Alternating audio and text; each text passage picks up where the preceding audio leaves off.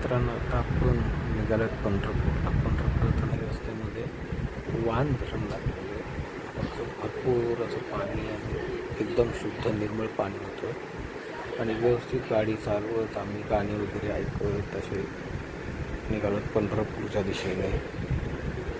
पुढे तुम्हाला दिसेलच पंढरपूरला जाण्यासाठीचा रस्ता कसा होता. वान धरणाचा निसर्ग बघा, एकदम पाणी असं मस्त असं प्रसन्न वाटतं. आता हा पंढरपूरचा हायवे आहे. आतमध्ये अशी सुंदरशी झाडं लावलेली, मस्त असं गाणी लावत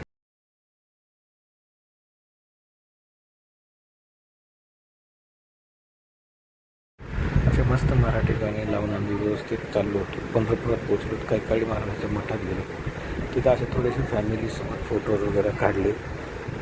3-4 फोटो क्लिक केल्यानंतर पूर्ण मठ फिरून झाल्यानंतर आम्ही आलो इंद्रायणीच्या काठीला.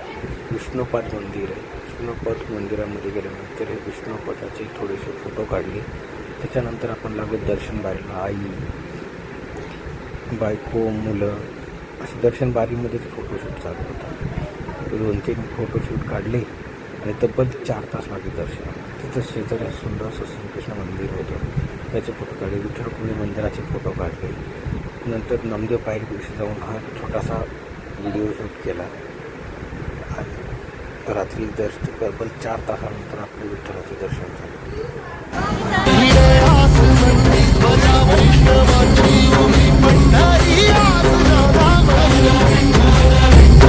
सुंदर अशी लाईटिंग वगैरे टाकलेली मंदिरावरती, दर्शन मंडपावरती लाईटिंग वगैरे टाकलेली, असं एकदम मन प्रसन्न वाटलं.